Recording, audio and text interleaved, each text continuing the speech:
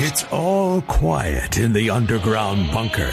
Doors closed, locks bolted. But the Great One isn't just resting on his laurels. He's making sure your weekend is even better by giving you his best. This is the best of Mark Levin. First of all, I want to thank all of you who've rushed to Amazon.com and ordered a copy of On Powered. And I cannot thank you enough. The sales are really surging quite nicely. I want to thank my dear friends at Fox, Suzanne Scott, and those folks for giving me the opportunity to speak on a number of these programs, the wonderful management there, and the Murdochs as well. I don't know them, but I do admire them greatly. My brother Sean Hannity, the interview he did with me on my Sunday show, really outstanding. Fox and Friends Sunday morning, wonderful crew there. Charlie Hurt, I want to thank him, as well as the others there. Fox and Friends Today, again, wonderful hosts there. Brian Kilmeade, just a great job. And it was on Outnumbered. What a fun show that is. What a fun show that is. Harris Faulkner, just fantastic. Emily Campagno, Lisa Booth, Rosanna Scadio, fantastic, all smart, beautiful and smart. Smart. And a lot of fun. These are great shows. These are great hosts. And I want to thank them a lot. A great deal. We're going to be doing a lot more starting early tomorrow morning. Again, I want to thank everybody who's involved in this. It's mostly you in the audience. We'll be on WMAL in Washington, KRLA in Los Angeles, KTRH in Houston, WJR in Detroit. We'll be on Hannity's radio show, and we'll be on Travis and Sexton on their radio shows tomorrow. And I want to thank them and everybody else in the coming weeks. You can grab your copy of On Power. Many of you have heard a lot about it by now. From me and others, and I've posted a lot on the on my social media sites. I just think this is a book that overlays with what's taking place in this country. Really, it's serendipitous in a way, but it's more than that. It's not a book that is timed for right now, even though it clearly embraces what's going on now. It's a book for all time. And it's down under $20 if you order it now. And again, I want to thank you very, very much, all of you. Now, ladies and gentlemen, I want to get into something here. Europe didn't do a damn thing. They didn't do a damn thing to take on Hamas after Hamas attacked Israel. Nothing. Almost from the get-go, they've been calling for Israel to enter into a ceasefire, for Israel essentially to surrender their hostages, even though they say they care about them in Europe, they don't. What Europe is doing is what Europe always does. Europe is the home of the Holocaust. Europe is the home of the Third Reich. Europe's the home of Stalin. Europe's the home of Marx. That's right. Europe's even the home of climate change and the radical left agenda in our own country. Europe was the home of the new left that overtook our country in the 60s and 70s. Europe is the home of the fusion, the Muslim Islamists, with their open borders. France has been conquered by the radical Islamists. Britain's been conquered by the radical Islamists. Much of Europe has been conquered. Some of our blue states, and particularly inner cities, are being conquered. Minneapolis, St. Paul, for one. New York could be. Just look what's taking place. Hamas is a bunch of monsters, subhuman, rabid, violent monsters, just like ISIS, just like Islamist Jihad, just like Al-Qaeda and Muslim Brotherhood. They murder, they torture, they rape in the name of God. How sick is that? Their target is you and me and anybody who doesn't bend the knee to them. Israel's this tiny country that's been at war now for soon to be 2 years. And other than its alliance with the United States, it has had no support, none, from Europe. Zero. Zero. Instead, what we got from the Biden regime, and by I say support from the United States, I mean mostly Donald Trump and his presidency. But what we got from the Biden regime and Blinken and Sullivan and the Democrats in Congress and in the media and in academia, what we get from the left in Europe, throughout Europe and the rest of the world, is what? Israel should surrender. That's what they mean by ceasefire. Israel should just abandon its hostages. Israel should just wait for another day to get attacked again. No country on the face of the earth would do that, but Israel is expected to do it. We also have the isolationists in our own country who support Hamas, the Islamic Jihad, the Islamists, more than they support the West that they're constantly attacking. Our own country that they're constantly attacking. We're the imperialists. We're the colonialists. Then they call themselves influencers. That's a little narcissistic, don't you think, Mr. Producer? Influencers of what? So what's happening now? What's happening in Gaza is that people are going without food. Now, why is that? Why is that? This is almost a 2-year war. Why are people going without food? Because the Israelis are starving them? No, they're not. The Israelis are providing more food to the Palestinians in Gaza than any nation on the face of the earth has ever provided to any enemy that it's ever fought. This is a last desperate move by Hamas to save itself by slaughtering its own people. And no, you don't think that's possible? What do you think Putin's doing to his people? He's lost upwards of 1 million people because he wants to hold on to power? What do you think Stalin did to his people? Millions of them died at the hands of the Nazis as part of a military strategy to encircle the Nazi army. I could go on and on. Mao slaughtered millions of his own people. Mao did, Stalin did, Putin does, Xi is, and Hamas is. They execute their own people summarily. They steal food from their own people. They sell it back to their own people at confiscatory rates that they cannot afford in order to fund their terrorism. And what does France do? A two-state solution. A two-state solution with who?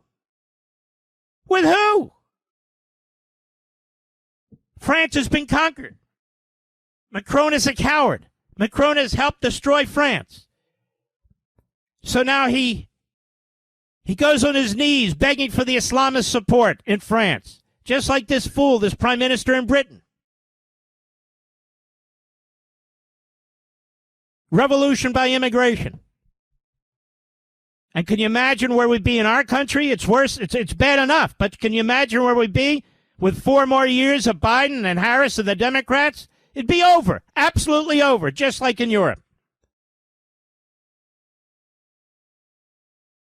And so what do the media do? Much of our media. That the people in Gaza need to eat and the Israelis need to do more. President announced today we've already given $60 million or so. The Israelis need to do more. Not the Europeans. Not the Arab countries. Not the Palestinians. Under Abbas, the Palestinian Authority. No. The Israelis need to do more. While their own soldiers are being killed in combat. While their hostages are being starved to death. Raped and tortured, what remains of them. The Israelis need to do more. And if they don't, starvation is on them, not Hamas.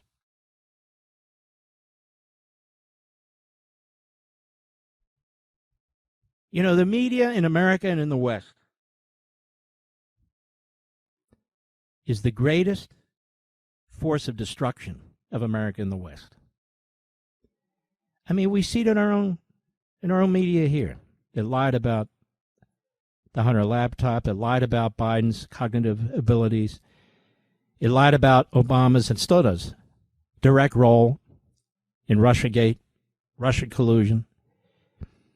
It lies all the time. Because the same Democrat Party forces, the same left-wing forces in these left-wing parties in Europe run the media. They control the culture. Whether it's academia, whether it's the media, whatever it is. They run the media. They run the culture. It's just like you and me. Here we are in America. We're the problem. The hardworking Americans who pay taxes, who follow the law, who raise our kids properly, who don't ask anything from anybody. We're the problem. We, you and me. Not the illegal aliens, not the criminals. You and me, we're the problem. The Israelis would have ended this war with Hamas a long time ago if Biden hadn't stopped them. They would have ended this war with Hamas a long time ago. There are left-wing forces in Israel, as there are in our own country, as there are throughout Europe. Marxist forces, left-wing forces, in and out of their government, in and out of their judiciary, their legal community, certainly in their media, who undermine their own country, just like they do here in our country. As they do in our country. Hamas slaughtered the Israelis. Hamas took the hostages. Hamas has raped and tortured and killed hostages. Hamas refuses to make any agreement in which they have to release what remains of the hostages. I explained here several weeks ago, because then they'll think, rightly so, we don't have any leverage against the Israelis. Hamas was backed by Qatar. Hamas was backed by Iran. Iran was funded by Biden. And so we're supposed to hate on the Israelis, and most of all on Netanyahu, you see. If Netanyahu would just drop dead, everything would be fine. It'd be wonderful. Just put one of the stooges in there, one of the left-wing party leaders. That'll fix it, yeah. Israel will agree to anything. They'll have their so-called ceasefire for about 3 weeks. The Iranians will get powerful again. Hezbollah will get powerful again. And, of course, Hamas will survive. After all of this, would we support a leader who did that in America? No, we wouldn't. Why do we love Donald Trump? Because he'd never tolerate this. He's strong. Why do we love Ronald Reagan? Same thing. Same thing. So our media reports that people are starving in Gaza, and they blame Israel. John Spencer, who's been really indispensable throughout all this, statistical expert on what's been going on in the casualties in Gaza, who has said from day one that the Hamas health ministry is a lie, it's a farce. He did at least work at West Point. I hope he still does. He writes, many things can be true at the same time. In an article entitled Israel's Wartime Gaza Aid is Historically Unprecedented. Unprecedented. Were we feeding the Japanese when we were fighting them? Were we feeding the Germans when we surrounded them? Were we? How about the fascist Italian regime? Did we? Did we provide aid and food and medicine to any of the enemies who attacked us and who we fought to defeat? It was victory at all costs. Flooding Gaza with humanitarian aid is the right moral thing to do, he writes. The military must balance its operational objectives with humanitarian imperatives, including the prevention of starvation, the protection of civil life. A military can restrict the flow of humanitarian supplies if the enemy is diverting them for its own purposes, of course. It's also true that civilian populations are routinely moved out of combat zones to reduce harm and ensure more effective delivery of humanitarian assistance. These are all basic truths of war, well established in military practice and international law. But there's another truth that must be acknowledged, one that is rarely said out loud despite being painful and plain and provable. There's no historical precedent for a military providing the level of direct aid to an enemy population that Israel has provided to Gaza. Mark Levin.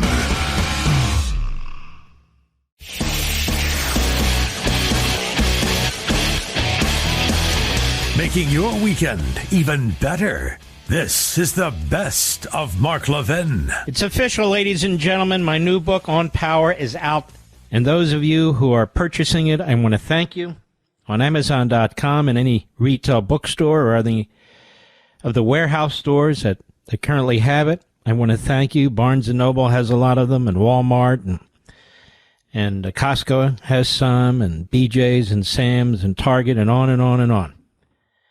And, of course, the surest way is Amazon.com, your local bookstore. But I want to thank you all. It has received a fantastic reception. I want to thank all of the radio hosts and TV hosts who have thus far interviewed me and have read the book and have been asking really good questions. And I think we've had excellent discussions. This is what broadcasting is all about. It's not just paint by the numbers. It's not just go to websites and pick up the five top subjects. It's not just guests and guests and more guests. It's this. Talking about things that are substantive and matter. There's really few other formats in which it can be done. Truly.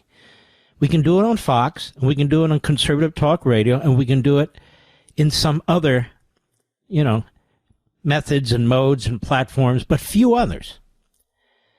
And this is the advantage of freedom of speech. This is the advantage of these industries. And so we're doing exactly what we should be doing. Talking about smart things, substantive things, I hope entertaining and interesting things.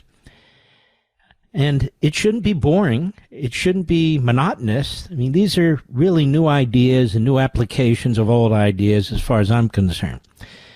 So, On Power is the book. I hope you'll acquire yours tonight or tomorrow or soon. And we can jump in. Again, I want to thank all the hosts from today and many tomorrow and in the next several weeks. All the broadcast companies, Fox, Westwood One has been fantastic, Blaze, all the rest. I want to thank you all. We'll get into that a little bit. We have two big book signings coming up, too, that I want to mention. But before I do, I want to go over a few facts with you, and it'll soon become apparent why I am. Ever hear the bombing of Dresden, America? The bombing of Dresden during World War II, the Allied bombing. 2.5 days of bombing, February 13th to the 15th, 1945. The desire was just to bring an end to the Second World War, and this bombing was a terror bombing campaign against Germany that was specifically focused on civilians. Civilians. Dresden had no real military threat or application. It was a mid-sized city. And the goal of the British and the United States was to bomb it to smithereens. To smithereens. And throughout the war, Churchill had called for increased British air raids against the population centers of Germany in order to swamp German authorities and services. And as the Allied forces closed in on the Third Reich in 1945, these targets became more feasible, as Britannica points out. Before World War II, Dresden was called the Florence of Germany, considered one of the world's most beautiful cities because of its architecture and its art treasures. Having never been previously attacked in any war, the city offered increased value for terror bombing against an inexperienced population. On the night of February 13, the British Bomber Command hit Dresden with an 800-bomber air raid. 800 bombers. They dropped 2,700 tons of bombs, including large numbers of incendiaries. And they were aided by weather conditions. A firestorm developed, incinerating tens of thousands of people. The U.S. 8th Air Force followed the next day with another 400 tons of bombs, carried out yet another raid by 210 bombers. At this point, Germany was basically in the air defenseless. The estimate is as high as 250,000 people died, as low as 35,000 in 2 days, given the influx of undocumented refugees that had fled Dresden. Almost all of the victims were women, children, and elderly, since all the men had been drafted into the war. Dresden, a historic benchmark that demonstrated the power of strategic bombing of civilian centers. Critics say the military value of the bombing did not justify Dresden's near obliteration. The city could have been spared like Rome and Paris and Kyoto. And given the massive number of civilian casualties and the relatively few strategic targets, some even called the bombing of Dresden a war crime. Though both the British and American militaries defended the bombing as necessary. Any idea why I'm mentioning this, Mr. Producer? I have to listen to the weasel, quisling Prime Minister of the UK go on and on about Israel starving Palestinians in Gaza when we all know that Hamas is behind it. I have to hear these phony influencers. You know what an influencer is? It is a self-anointed narcissist, self-righteous. They influence nobody. They babble. They talk to each other. They interview each other. I have to listen to these British podcasters and broadcasters condemn Israel? Really? And this Prime Minister of Britain? Really? And he threatens he's going to recognize a Palestinian state like his French quisling weasel friend Macron? An individual who I don't know posted, and I retweeted it. This would be like awarding the Third Reich a new state after the Holocaust. And that's what France and the British and the Spanish and the rest of them, the Norwegians, that's what they're doing. And to hear podcasters and others in our own country to side with this insanity will never be forgotten. That will be their legacy. No matter what else they say, from today to tomorrow, no matter what else they say in the future, they will be remembered as the voices that opposed preventing Iran from getting nuclear weapons. They will be remembered as the voices that turned on our ally, where the anti-Semitic capitals throughout Europe and beyond are turning on the state of Israel. They will be remembered for their hypocrisy, where they claim America first when they don't even know what it means. What they're demanding that Israel do is surrender. That's the only thing Israel can do to accommodate their demands, as they sit on their fat asses, collect their clicks and their hits and their eyeballs and their millions, going on and on about what somebody else should do. We would never do what they're demanding that Israel do. Never. And we didn't. We bombed Dresden into obliteration, and not just Dresden. We dropped 2 atomic bombs.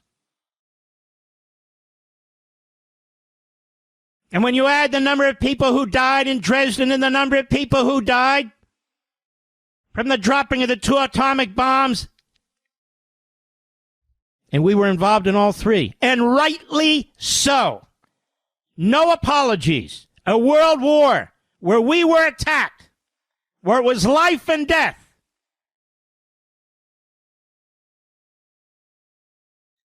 Makes Gaza look rather small, even though it's not, doesn't it? Dresden, Hiroshima, Nagasaki. Those are only three. Those are only three. There were others. There's no talk in our country about feeding the citizenry of the enemy. In fact, it was a military decision that in order to stop these regimes, in order to defeat Imperial Japan, in order to defeat the Third Reich, the population was fair game. And the population, city after city, needed to be destroyed in order to put the pressure on these governments to either surrender or collapse.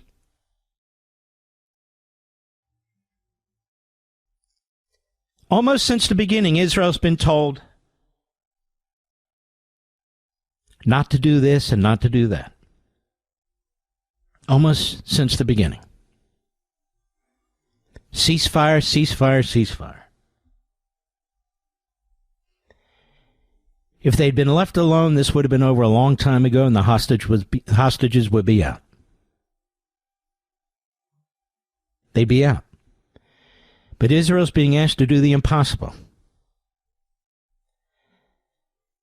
To feed the people of an enemy territory,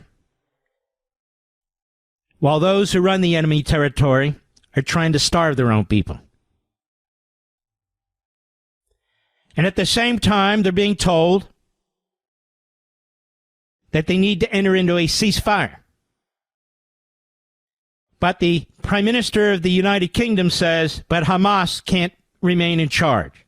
You tell me how all this is to be achieved. You tell me. You tell me how to accomplish that. The moron who runs Britain has destroyed his own country, as have other prime ministers before him, with open borders. Britain has a real problem now with these radical Islamists, one of whom is the mayor of London, but they're the mayor of several cities in Britain. Britain is in decline. Britain's Western standards are being usurped. Free speech is allowed as long as you attack Britain, but you better not question radical Islam. France's President Macron believes he owes his presidency to the radical Islamists. And ask yourself, what has France done? What has Britain done to try and defeat Hamas? What did they do with Iran other than appease Iran?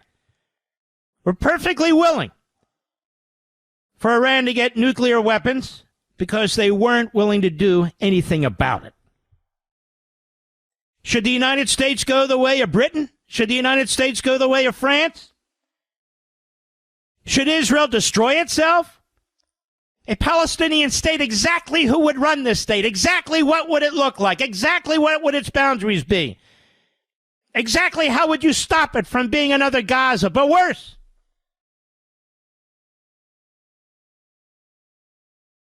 These aren't proposals. These aren't rational policies. Israel is not going to surrender to its own destruction, no matter what the hell anybody says. But these people in our country, these influencers who influence nobody, including President Trump, nobody, they stand with the Islamists. They stand with the quisling Prime Minister of Britain. They stand with the quisling President of France. They stand with the Communist Chinese and Putin. They stand with the United Nations and UNRWA. If they know any history, and most of them are too stupid and illiterate to know anything, but if they know it, they also know they're lying. They're applying a standard to Israel that we would never, ever apply to ourselves, nor should we. Mark Levin.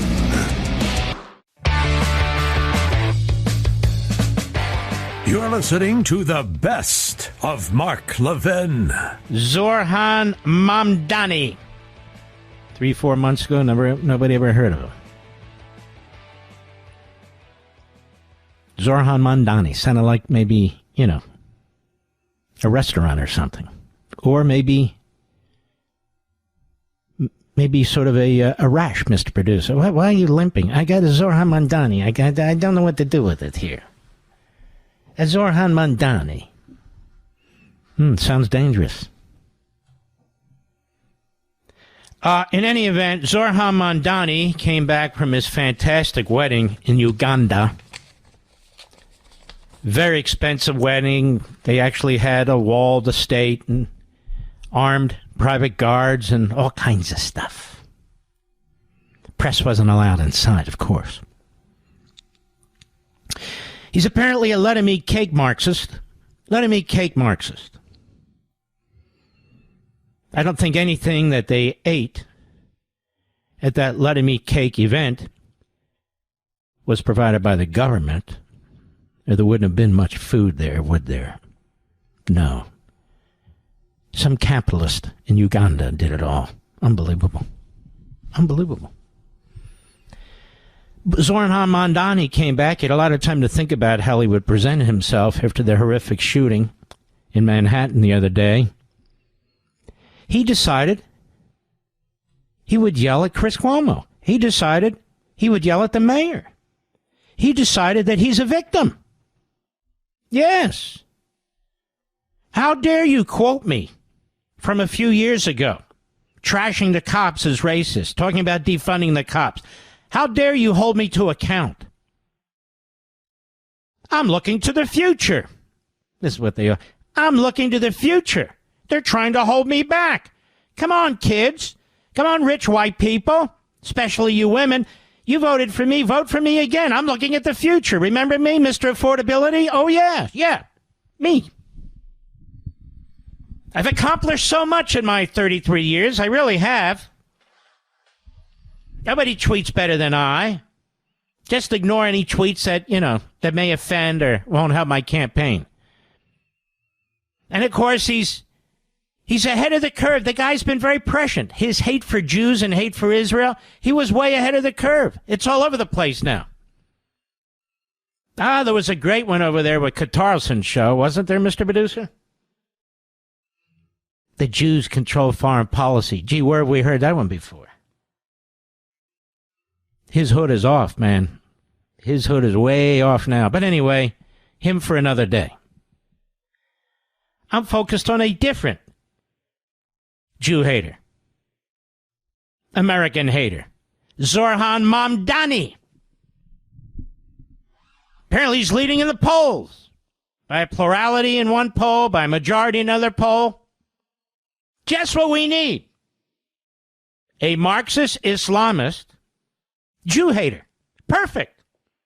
It was either that or a hosting job on MSNBC or maybe Comedy Central. Understand Stephen Colbert is looking for a job. Oh, yes. Zohran Mamdani. He should be able to run the housing market and food markets. He should. He should be in charge of everything because he's such a knowledgeable young man, isn't he? Oh, yeah. He even failed as a rapper. Is that a good thing? I think it is a good thing. Here he is in New York City today. What a disgusting little pig. Cut 6, go. No matter how strong our gun laws are in this state, we are only as safe as the weakest laws in this nation. And so in That's this right, moment, because, ladies and gentlemen, the only way to hurt other people is with guns, right?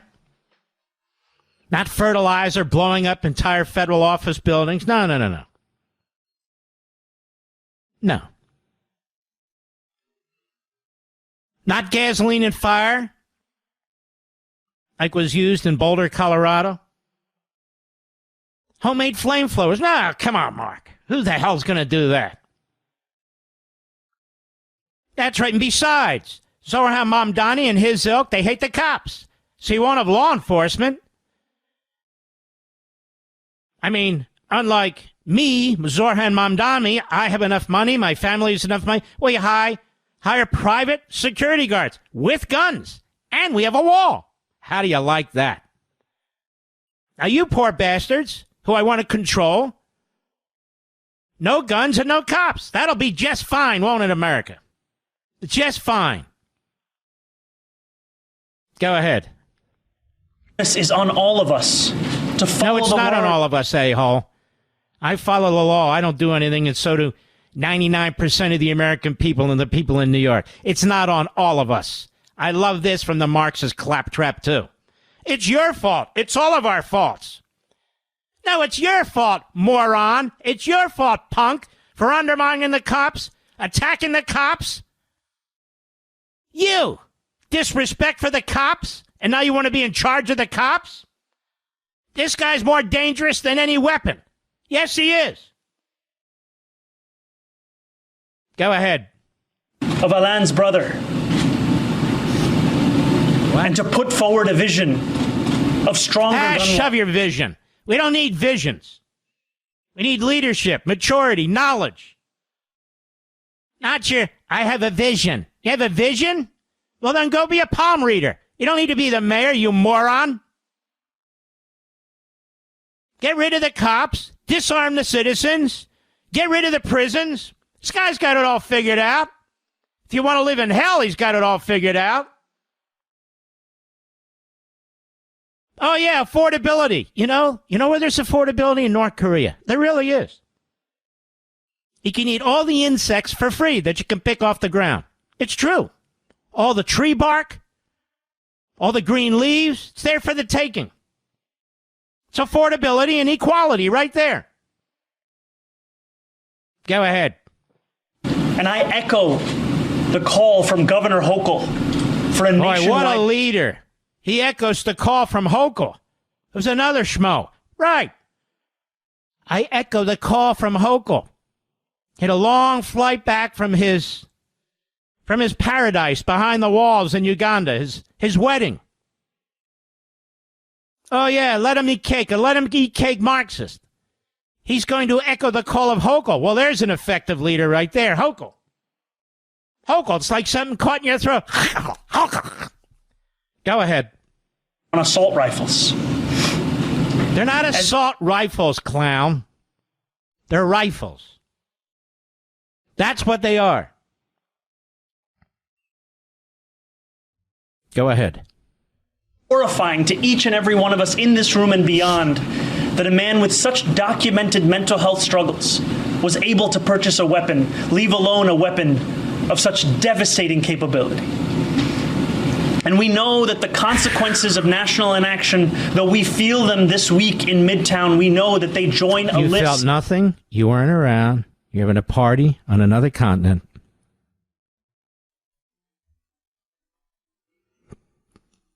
And ladies and gentlemen, there's over 300 million weapons in this country. What's he recommend we do with it? I'll tell you what he recommends. You be completely disarmed. Have no cops. Wouldn't that be fantastic? Go ahead. So many other places across this country. Now, when we return, he tries to walk back as defund the police. Now, I want to say this to the people who are going to vote for him in New York, which is not this audience, I can assure you of that, but the rest of them, you deserve what you get. But your fellow citizens in New York do not. And those who can leave are going to leave. But there are many who don't want to leave. They've built homes, they've built businesses, they've built jobs, they've raised families there, and they don't want to leave, and I don't blame them. I don't blame them. I guarantee you a majority of New Yorkers are not going to vote for this let them eat cake Marxist Islamist Jew hater. That's right, I said it. And they always fall back, the left, don't they? The cop-hating, law and order hating, American civil society hating leftists on gun control. Isn't it funny? Like good little Marxist fascists. Mark Levin.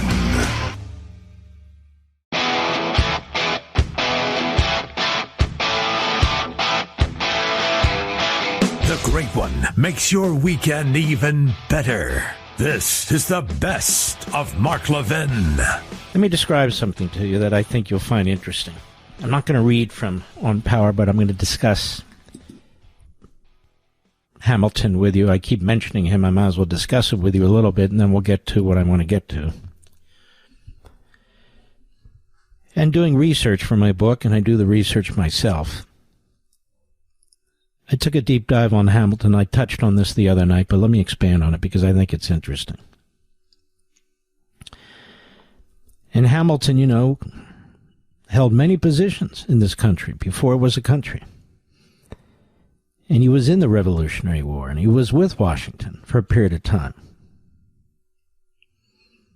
Really had a key role in the birth of the nation. And he was a prolific writer and thinker, as were so many of your founding fathers, and very well read, which is I want all of us to be with this book on power. You know, they didn't all go to universities back then. Some did in other countries. But there wasn't really a university system. So many of them were self-taught, like many of you are. You read on your own. So they would read books, they would read essays, they would read pamphlets and sort of tabloid newspapers. That's why I'll never give up the written word, ever. The written word, my books will outlast anything I say on radio or TV. It's just the way it is. It's the way the human mind thinks in an audience and so forth. And that's why I write a book like On Power. That's why I try to get in as many hands as I can. I know many people don't believe it, but it's not a money thing with me. The amount of time I put into a book or marketing a book and promoting a book, it's just not worth money to me. To me. There are other ways to make money that's a lot easier. Ask these financiers and so forth and so on. So that's beside the point. And those of you who know me know this to be the case. In fact, I get requests to do corporate speeches here, 5, 6 a year, for ungodly sums. My parents wouldn't believe it, and I've turned every single one down. And when I do rarely make appearances, I do not take any money. Period. Period. So what I'm doing now has nothing to do with money. Whether it's the radio show or TV shows or Blaze or books. I'm a very blessed human being. I do it because I worry about my country and I want to make sure the future generations understand what's going on. And if they look back, what did go on. So in my book on power, I talk not exclusively at all, but about Hamilton and Madison and Jefferson. Why? Because early on in this republic, there was a fight over how to interpret the Constitution. And you'd be shocked, even though Hamilton was much more about a national government than state governments, nonetheless. As I mentioned the other day, he recommended at the Constitutional Convention that the Senate, the members might want to serve for life. Rejected, of course. He even flirted with the idea that this new president they were creating would serve for life. Absolutely rejected by the delegates. And yet he was a main author of the Federalist Papers, promoting the Constitution, separation of powers, making the arguments, as Madison did and John Jay did in 6 of the essays, that were profound and are profound to this day, and had an enormous influence in persuading the New York Convention, the Pennsylvania Convention, and the Virginia Convention, and the Massachusetts Convention. But the battle in New York was very, very close. Very close. And so they felt the need to write these Federalist Papers. By the way, there's anti-Federalist Papers, too, which are fascinating. So you would just assume that he was a guy that believed in the text of the Constitution, the express powers in the Constitution. But turns out not so much. An issue came up early on. A national bank, as I alluded to the other night, Can there be a national bank under the Constitution? Madison and Jefferson argued absolutely not. There's no express power and authority in the Constitution that empowers Congress to create a national bank. None. That's a state job to create a banking system within a state and among the states. Federal government has no role in a banking system that involves private monies. But it was Hamilton who first wrote to Washington, who was seeking the advice from him, Hamilton, his Secretary of the Treasury, and Jefferson and Madison. And Hamilton wrote an essay, effectively, advice to Washington, that went on and on about implied powers. Implied powers. Madison and Jefferson, separately in their own letters, they responded and say implied powers means that the Constitution's meaning, the text, doesn't mean anything. Hamilton responded that they need to be read broadly. Madison, again on his own, and Jefferson on his own, they responded and said, no, they need to be read as they're written, or this document would never have been ratified by the states. Never. President Washington sided with Hamilton. And by the way, when Jefferson became president, he eliminated the national bank. It would come up again under Andrew Jackson, who rejected the national bank too. But that was sort of the pinnacle of the great debate that goes on today about how to interpret the Constitution. Implied powers and express powers. Early on in our republic. And so Hamilton's interpretation would mean that Congress would have plenary power to pass all kind of legislation. That wasn't the intent of the Constitution. Just because Congress had power didn't mean it had power to legislate on everything and anything, that the federal government can get involved in anything and everything. Also, there's the clause in the Constitution that they call the necessary and proper clause. That clause was put there, and we know it from the debates that took place. That was put in the Constitution so that Congress would have the explicit, expressed power to pass laws to do what? To follow through on its constitutional powers. And yet the necessary and proper clause, according to Hamilton, could be read much more broadly to pass laws on almost any topic. Again, the Constitution would never have been ratified if that had been the official position of the delegates, which it wasn't.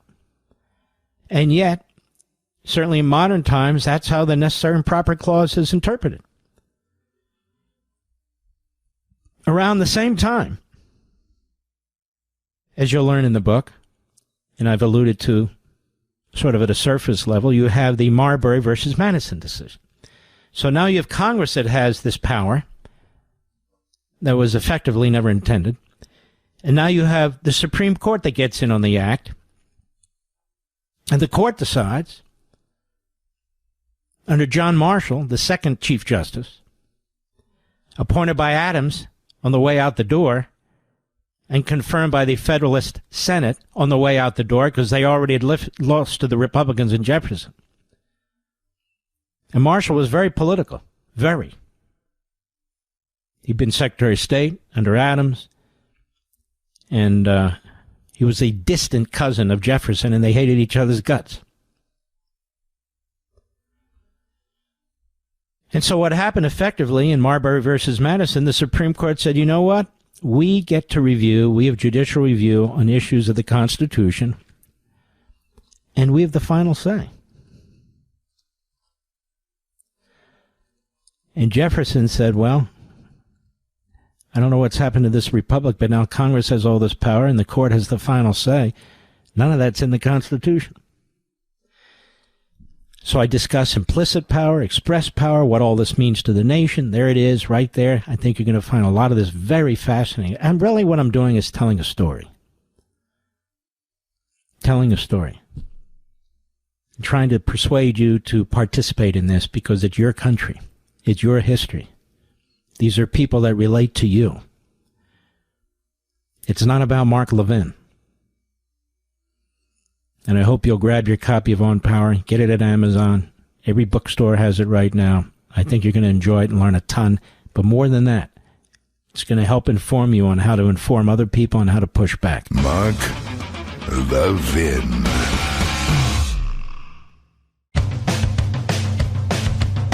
We're giving you nothing but the best of Mark Levin. I'm going to start with something that I think is a little different, but that's not why I want to start with it. Start with it because I think it could have a monumental effect on the midterm elections. So let's start at the beginning. The Census Bureau blundered in 2000. It blundered in 2000. As the Hill pointed out, at the risk of overusing a phrase, the 2024 presidential election may be the most important, perhaps the closest in history. That's what they wrote. But last week's Census Bureau announcement of serious errors will impact the next decade's congressional apportionment and delegations. Given the nature of the mistakes, Democrats could hang on to the presidency under particularly controversial circumstances. Well, they didn't. But the point is that the allocation of congressional seats by the Census Bureau was laden with errors that helped the Democrats. Got that? So Donald Trump, without question, won a bigger electoral college victory than was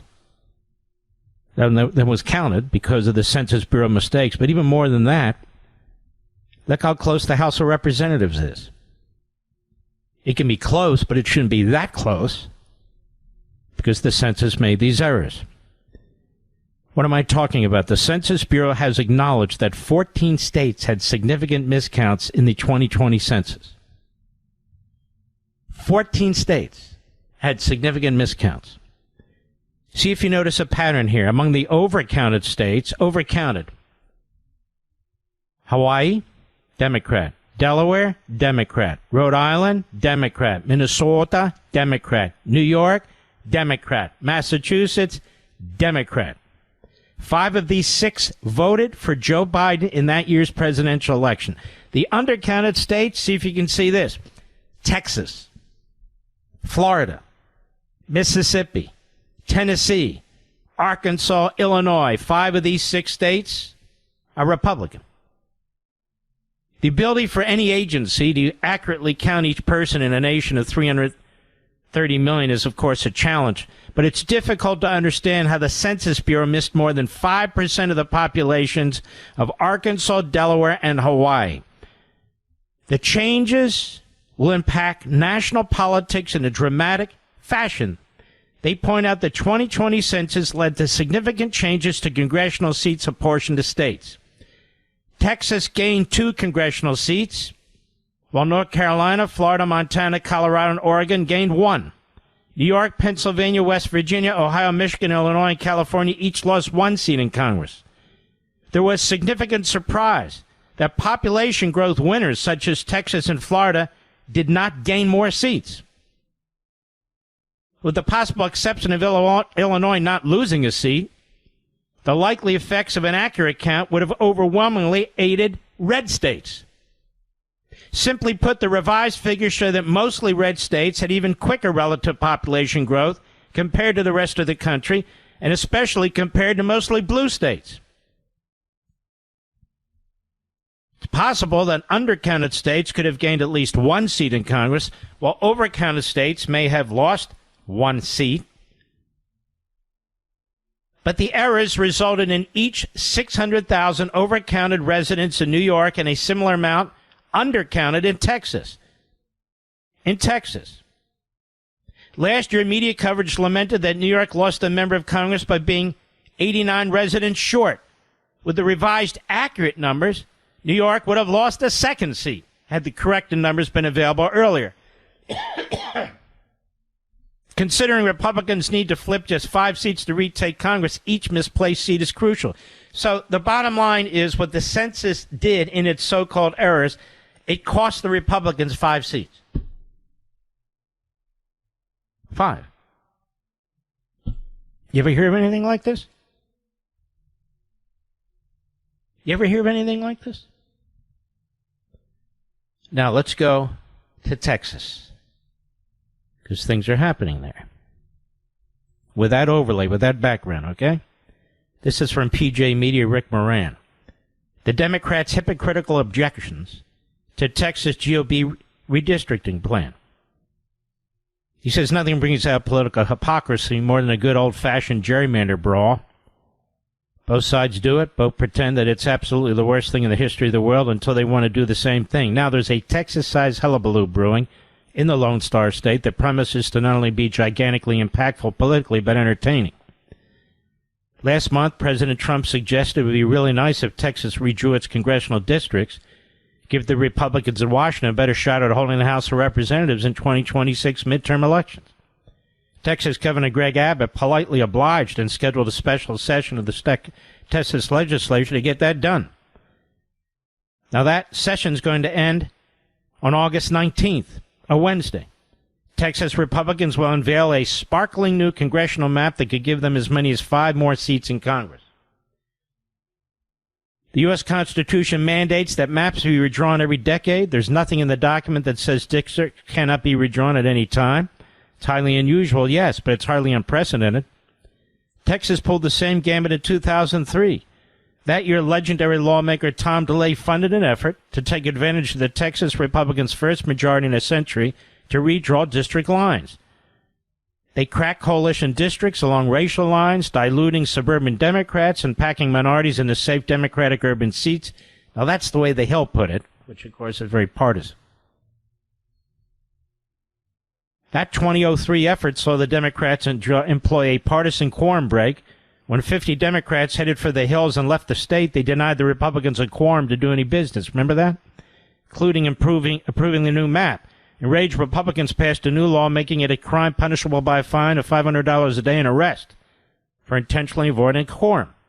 Now, this may upset many of you, but this is the way local and state politics are supposed to work, really, and have worked for over 200 years. Now, Texas Democrats are already fundraising like crazy to get enough money to pay their fines and fight arrests at the time. That's what they did. 2 people involved in the latest Democratic fundraising strategy sessions were granted anonymity.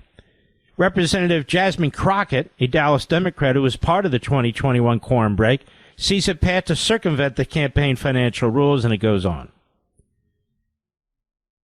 Efforts to stop the practice only result in hypocritical politicians from one party decrying the gerrymandering efforts of another.